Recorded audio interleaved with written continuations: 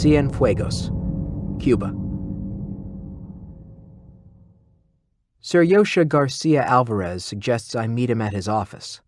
The view is breathtaking, he promises. You will not be disappointed. On the 69th floor of the Montalvo Savings and Loan Building, the second tallest building in Cuba after Havana's Jose Marti Towers, Senor Alvarez's corner office overlooks both the glittering metropolis and bustling harbor below.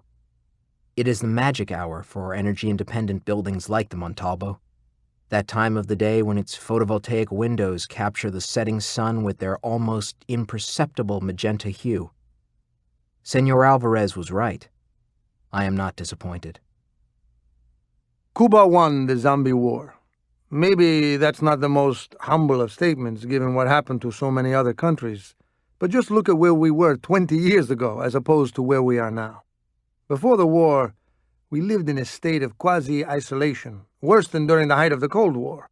At least in my father's day, you could count on what amounted to economic welfare from the Soviet Union and their commie-com puppets. Since the fall of the communist bloc, though, our existence was one of constant deprivation. Ration food, ration fuel. The closest comparison I can make is that of Great Britain during the Blitz.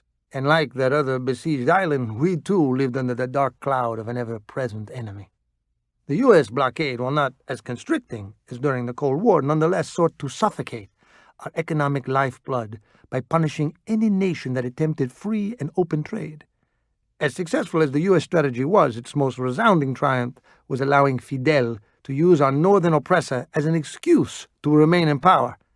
"You see how hard your life is," he would say. "The blockade has done this to you. The Yankees have done this to you. And without me, they would be storming our beaches even now." He was brilliant. Machiavelli's most favorite son. He knew we would never remove him while the enemy was at the gates. And so we endured the hardships and the oppression, the long lines and the hushed voices. This was the Cuba I grew up in, the only Cuba I could ever imagine. That is, until the dead began to rise. Cases were small and immediately contained, mostly Chinese refugees and a few European businessmen. Travel from the United States was still largely prohibited, so we were spared the initial blow of the first wave mass migration. The repressive nature of our fortress society allowed the government to take steps to ensure that the infection was never allowed to spread. All internal travel was suspended, and both the regular army and the territorial militias were mobilized. Because Cuba had such a high percentage of doctors per capita, our leader knew the true nature of the infection weeks after the first outbreak was reported. By the time of the Great Panic, when the world finally woke up to the nightmare breaking down their doors, Cuba had already prepared itself for war. The simple fact of geography spared us the danger of large-scale overland swarms. Our invaders came from the sea, specifically from an armada of boat people. Not only did they bring the contagion, as we have seen throughout the world, there were also those who believed in ruling their new homes as modern-day conquistadors. Look at what happened in Iceland. A pre-war paradise so safe and secure, they never found the need to maintain a standing army. What could they do when the American military withdrew? How could they stop the torrent of refugees from Europe and Western Russia? Is it no mystery how that once idyllic Arctic haven became a cauldron of frozen blood? And why, to this day, is it still the most heavily infested white zone on the planet? That could have been us, easily, had it not been for the example set by our brothers in the smaller Windward and Leeward Islands. Those men and women from Aguilla to Trinidad can proudly take their place as some of the greatest heroes of the war. They first eradicated multiple outbreaks along their archipelago, then, with barely a moment to catch their collective breaths, repelled not only sea-borne zombies, but an endless flood of human invaders too. They spilled their blood so that we did not have to. They forced our would-be latifundista to reconsider their plans for conquest and realize that if a few civilians armed with nothing but small arms and machetes could defend their homeland so tenaciously, what would they find on the shores of a country armed with everything from main battle tanks to radar-guided anti-ship missiles? Naturally, the inhabitants of the Lesser Antilles were not fighting for the best interest of the Cuban people. but their sacrifices did allow us the luxury of setting our own terms.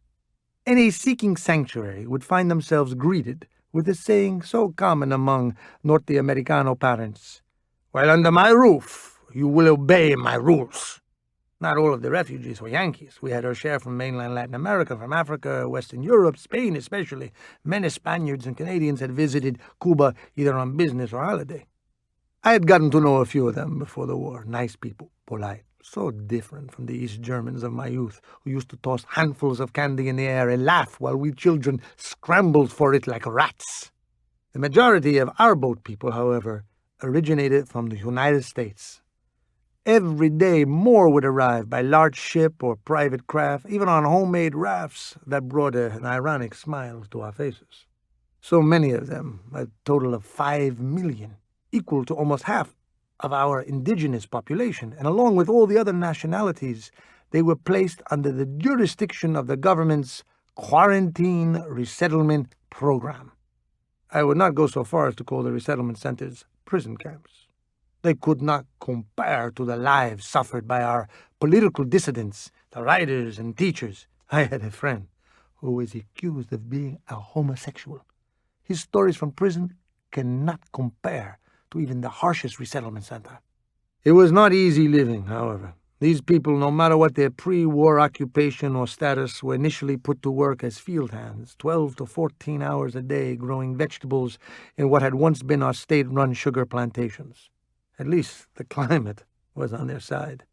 The temperature was dropping, the skies were darkening, Mother Nature was kind to them. The guards, however, were not. "Be glad you're alive," they shout after each slap or kick. "Keep complaining, and we throw you to the zombies." Every camp had a rumor about the dreaded zombie pits, the hole in which they throw the troublemakers. The DGI, the General Intelligence Directorate, had even planted prisoners in the general population to spread stories about how they personally witnessed men being lowered headfirst into the boiling lake of ghouls. This was all just to keep everyone in line, you see. None of it was actually true. Though there were stories about the Miami Whites. The majority of American Cubanos were welcomed home with open arms. I myself had several relatives living in Daytona who just barely escaped with their lives. The tears of so many reunions in those early frantic days could have filled the Caribbean Sea. But that first wave of post-revolution immigrants, the affluent elite who had flourished under the old regime and who spent the rest of their lives trying to topple everything we worked so hard to build. As far as those aristos were concerned, I am not saying there's any proof that they were thrown to the ghouls by their fat, reactionary, Bacardi Blanca drinking asses, but if they were, they can suck Batista's balls in hell. A thin, satisfied smile crosses his lips.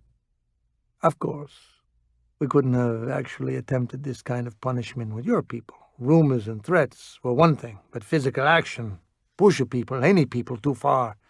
And you risk the possibility of a revolt. 5 million Yankees all rising in open revolution. Unthinkable. It already took too many troops to maintain the camps, and that was the initial success of the Yankee invasion of Cuba.